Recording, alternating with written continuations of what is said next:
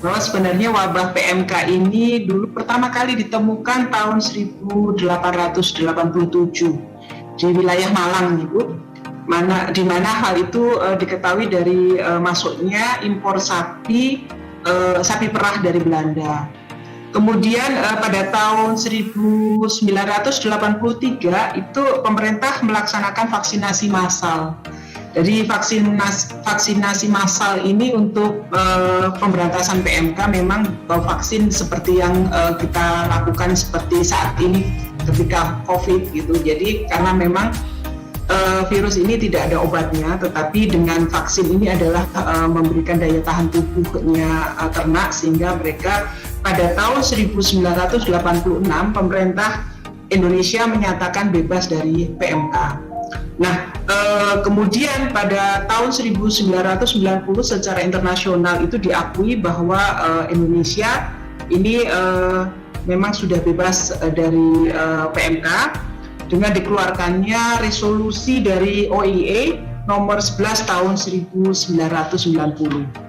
Nah, terkait dengan wabah yang sekarang melanda ini pertama kali memang di Jawa Timur ini ditetapkan oleh pemerintah pusat ada di 4 kabupaten kota yang awalnya kabupaten yang ada di sekitar Surabaya. Nah, kebetulan Surabaya ini dikepung dari Sidoarjo, kemudian Mojokerto, kemudian Gresik dan Lamongan. Jadi 4 kabupaten ini yang ada di sekitarnya Surabaya, sehingga waktu itu memang sudah ada upaya dari pemerintah provinsi dan pemerintah pusat untuk mengantisipasi untuk tidak menjalar atau berkembang di daerah-daerah yang lain. Tetapi kebetulan kami sudah begitu ada informasi itu kami melakukan pengawasan kepada para peternak kami di Surabaya. Walaupun di Surabaya kami masih punya peternak walaupun ada di beberapa daerah di beberapa kecamatan, dan ternyata dari sana ada laporan terkait beberapa yang memiliki ciri-ciri suspek gitu ya. Kami melakukan pengawasan, kemudian kami turunkan tim dari dokter hewan untuk melakukan pengambilan sampel, pemeriksaan ternak, kemudian pada tanggal 24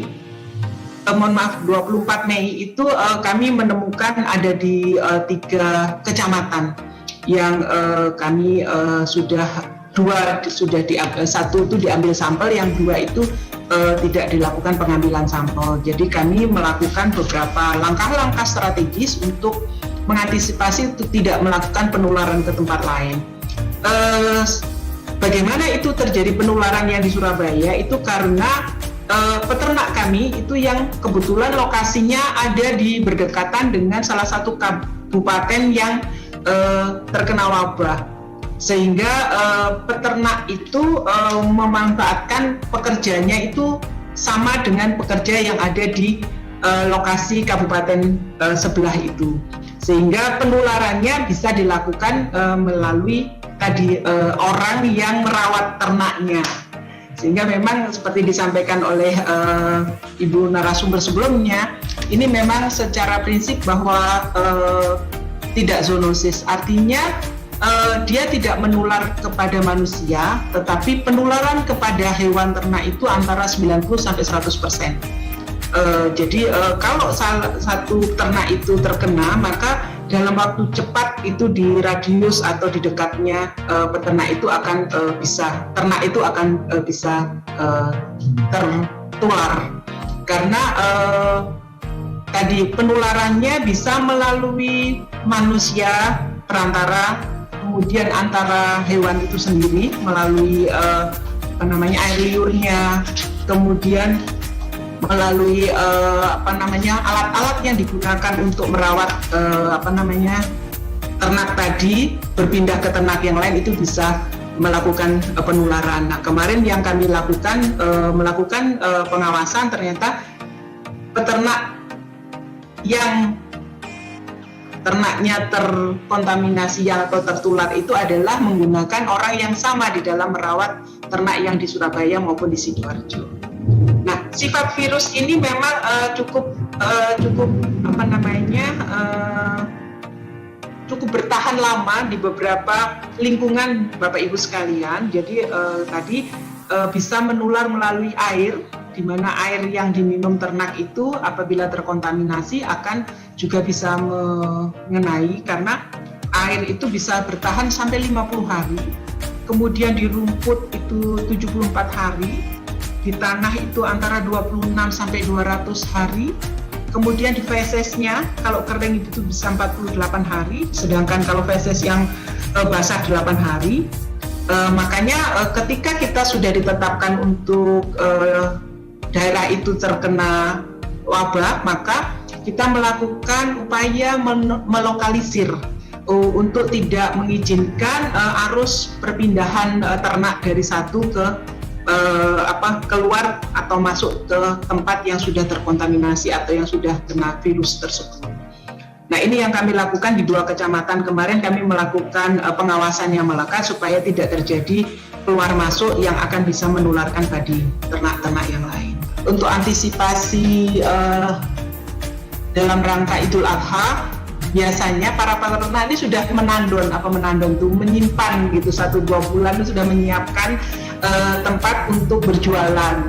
Nah, ini kami memang melakukan roadshow ke kelurahan kecamatan, melakukan edukasi dan melakukan pengawasan kepada wilayah-wilayah tersebut. Yang pertama, sesuai dengan ketentuan dan arahan dari Kementerian Peternakan, Kementerian Pertanian, bahwa untuk hewan yang masuk ke Surabaya ini kita tetapkan kalau dia untuk disembelih bisa tetap melakukan arus masuk, tetapi kalau untuk yang diternakkan sementara diberhentikan.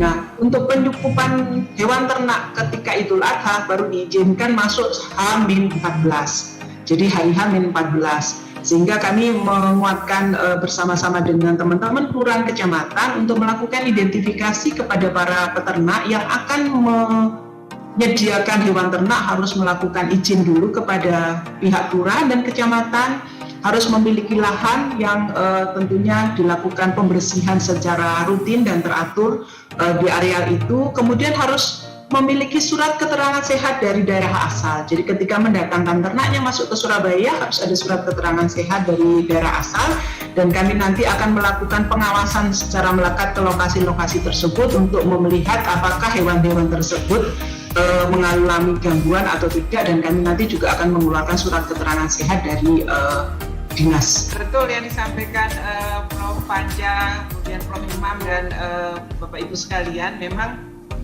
tidak hanya ibu-ibu, bapak-bapak juga nggak perlu panik gitu. Kayaknya penggemarnya bakso tidak hanya ibu-ibu, karena bapak-bapak juga pada penggemar bakso gitu.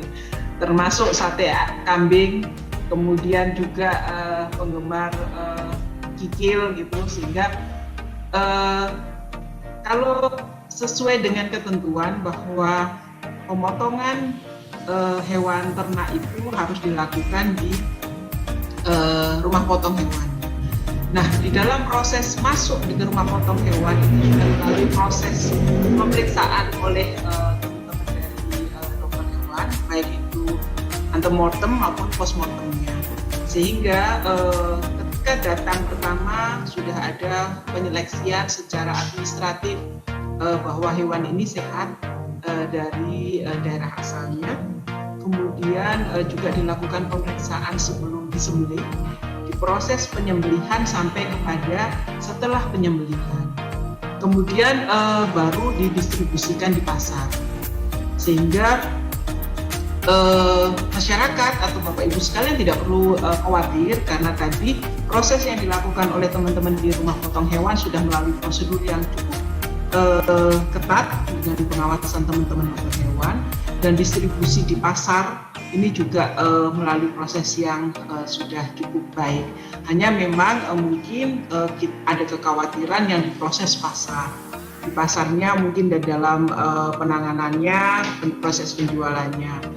Nah, tetapi dari situ pemerintah Kota Surabaya khususnya kami juga melakukan pengawasan di pasar.